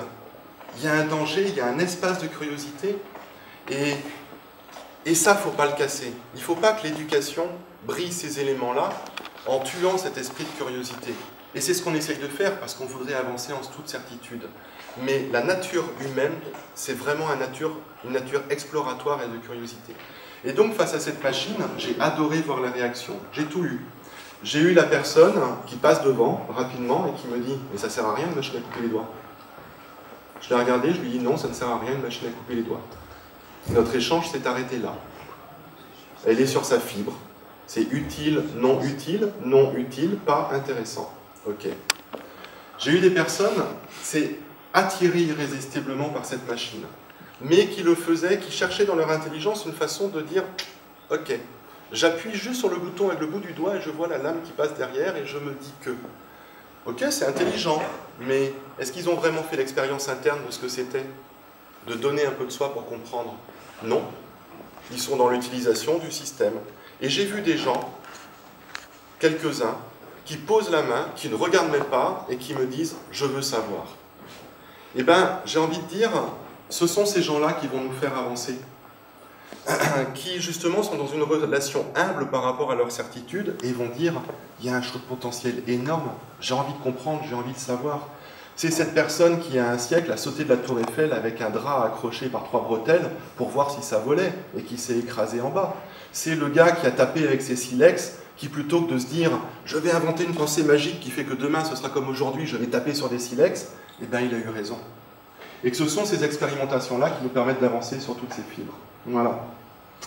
Et donc, cette singularité, on ne l'évitera pas, quelle qu'elle soit, et je pense qu'on rentrera dans une autre zone de magie, dans laquelle on retrouvera une zone de confort, parce que nos croyances, nos pensées, nos certitudes vont évoluer avec, et qu'on explorera à ce moment-là un autre espace. Et que la beauté de cet univers, c'est qu'il nous offre tous les potentiels possibles. Ça, c'est une croyance. On a la liberté de création par rapport à ça, parce que sa complexité nous dépasse absolument totalement. Et là-dessus, je vais terminer par une phrase d'Henri Bergson que j'aime beaucoup, qui était liée aussi à mes travaux, l'énergie spirituelle, dit 1919, donc c'est pas tout nouveau. Toute conscience est anticipation de l'avenir. Donc la phrase était déjà là. Oui. C'est aussi un lien avec Sénèque, que j'aime beaucoup, où on est dans l'angoisse de la mort. On a l'impression d'être sur un tapis roulant qui va nous jeter dans la fosse au loin, et on est focalisé sur ce point-là. Sénèque disait, mais non, les jours morts, ils sont derrière nous. C'est ceux qu'on ne peut plus changer. C'est notre passé qui est mort. Notre avenir, il est potentiel. Notre avenir, on peut le créer. On peut être ces grains de sable qui allons le faire évoluer. Donc la mort n'est pas devant nous, elle est derrière nous. Considérez la direction de votre esprit à n'importe quel moment. Vous trouverez qu'il s'occupe de ce qui est, mais en vue surtout de ce qui va être. L'attention est une attente. Et il n'y a pas de conscience sans une certaine attention à la vie. Oui, ça peut définir les mécanismes de conscience. L'avenir est là, il nous appelle, ou plutôt il nous tire à lui. On n'y échappe pas à l'avenir. C'est quelque chose c'est un abîme qui nous attire, ou plutôt il nous tire à lui. Le passé, on peut y échapper quelque part, ce n'est qu'un souvenir. Cette traction ininterrompue qui nous fait avancer sur la route du temps est cause aussi que nous agissons continuellement. Et oui, parce que si je suis complètement statique, dans un avenir qui change, si je ne bouge pas, si je n'agis pas, je tombe avec. Donc toute action est un empiètement sur l'avenir. Donc en conclusion totalement finale, j'ai envie de vous dire, action. Merci.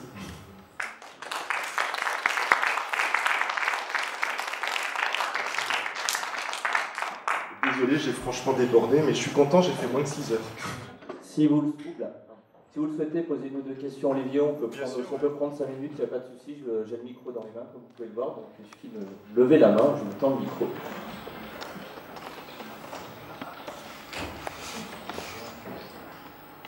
C'était bien compris. Aucune question, c'est bon? On est sûr de tout ça? La question, c'est la notion de chimère, on ne pourrait pas aider à organiser toutes ces idées en disant qu'on est un élément d'une certaine structure, mais qu'on s'intègre à d'autres structures et qu'il y a différents niveaux de vie finalement. Ah ben on est tous des chimères. Oui. Moi, en quel point je peux me considérer comme normal? Si je me regarde de façon objective, j'ai des trucs qui poussent sur la tête, j'ai des cornes au bout des doigts, j'ai des trucs qui gigotent au bout de ces machins qui sont là. Je suis obligé de vivre avec moi-même et donc de m'accepter comme autoréférence en tant que normal, mais je suis une chimère totale qui découle d'un champ d'expérimentation permanent. Mais je n'ai aucune logique, sinon celle que je me donne en m'observant et en me comparant à l'autre. Donc oui, j'ai envie de dire, c'est totalement et absolument chimérique. Par contre, c'est extrêmement difficile, je pense, de l'admettre. C'est extrêmement difficile de l'entendre. Est-ce qu'il n'y aurait pas un saut intellectuel à faire pour mieux vivre en infra jusqu'à nos mitochondries, nos gènes, on est des colonies de... Oui. Des colonies de mitochondries, exactement. De gènes, ou même de protéines, ou d'atomes. Exactement. Et puis inversement, en supra, on est un élément d'une chimère supérieure. L'éducation ne passe absolument par là. L'éducation veut nous faire croire qu'il y a des bons et des méchants, qu'il y a des blancs et des noirs, des gens normaux et des gens anormaux, et c'est tellement plus simple de fonctionner comme ça. Moi, ça me fait penser à une œuvre digitale qui a été faite, qui s'appelle Human Pantone, et que j'adore, et qui a été repris d'ailleurs après en tant qu'objet. C'est des portraits humains, les uns mis à côté des autres, avec leur numéro Pantone de leur couleur de peau. Et en les alignant sous forme de fiches comme un Pantone, on voit qu'on a un arc-en-ciel. Ok, il manque les bleus, les verts, on est d'accord. Mais en tout cas, sur les bruns, sur les noirs, sur les oranges, sur les jaunes, sur les blancs, sur les etc., on est dans un continuum. Et dans les manuels scolaires, on va nous parler de race. Donc oui, c'est complètement chimérique, mais il faudrait, dès le début, faire entendre à l'enfant la complexité dans laquelle il baigne. Le problème, c'est ce qu'on appelle cette pensée complexe, ou cette théorie de la complexité. Je me suis oui, bon, ok, je baigne dedans, d'accord. Très souvent, on me demande qu'est-ce que c'est. Ah, c'est pas évident à définir. J'essaye, je tourne autour du pot, machin, parce que c'est une sensation. C'est un peu comme le jeu de Go, quoi. C'est la pratique qui vient avec. Et je me suis acheté l'introduction à la théorie de la complexité de Morin, en me disant c'est quand même une référence, c'est une introduction. C'est illisible. Franchement, comment est-ce qu'on fait pour faire passer ce savoir-là? Et j'ai l'impression qu'il faut le prendre à rebours. On essaye de faire prendre conscience de cette théorie de la complexité par le haut, comme étant un savoir. Non, c'est par une co-expérimentation. C'est-à-dire que l'on découvre qu'il n'y a pas de bon et de mauvais, qu'il n'y a pas une idée qui est juste ou une idée qui n'est pas juste, qu'on n'est pas en situation d'apprenant ou d'enseignant, qu'on est dans ces continuums. Il y a des expériences éducatives qui ont été faites où un prof au 19e siècle s'est retrouvé à cause des guerres avec 150 enfants entre 6 ans et 14 ans. Et il s'est dit, je ne peux pas faire classe, je ne peux pas faire un cours, ceux de 6 ans vont s'ennuyer, ceux de 14 ans vont s'ennuyer. Face à la contrainte, il a eu l'intelligence de dire, les 14 enseignent aux 13, les 13 aux 12, les 12 aux 11, et ainsi de suite. Et lui, il n'avait plus qu'à être le chef d'orchestre de tout ça. Ça fonctionne d'une façon extraordinaire. Parce qu'on n'est plus dans cet état binaire de « je suis élève, je suis assis, je commence à 20 sur 20 et on m'enlève des points à chaque erreur, il y a un fouet qui arrive ». Et donc il faudrait inverser ces mécaniques-là pour en effet faire entendre cette complexité et permettre à un enfant de découvrir que sa richesse, il va la créer avec les autres, et qu'en effet, tout est chimère, pour revenir à la question initiale, et que l'histoire n'est pas le manuel des vainqueurs sur une sorte d'histoire préécrite qui mène avec certitude à telle chose. Oui, moi ça me fait hurler, j'ai envie de dire. Mais par rapport à ça, je vais essayer d'appliquer à moi-même cette méthode, et c'est un peu pour ça que je suis là aujourd'hui, c'est ne pas l'attaquer en frontal. C'est de dire, faisons diffuser ces idées, essayons de les partager, essayons que... J'ai peut-être dit plein de conneries à certains moments, ok, mais peut-être que si vous l'avez jugé complètement idiot, vous pouvez vous le réapproprier, le modifier et apporter quelque chose. C'est la richesse qu'il y a eu dans Wikipédia, il a fait 3 essais pour y arriver. C'est ouvrir, confronter à la réalité et se rendre compte que toute connaissance, aucune connaissance n'est une certitude, c'est simplement un savoir en évolution. Donc même le savoir est chimérique. Après, si je mets un quart d'heure pour répondre à chaque question, plus personne ne va oser en Oui, poser. on va. En tout cas, merci beaucoup Olivier Néraud pour cette très belle conférence sur la singularité technologique. Je pense qu'on peut l'applaudir quand même, c'était très très beau.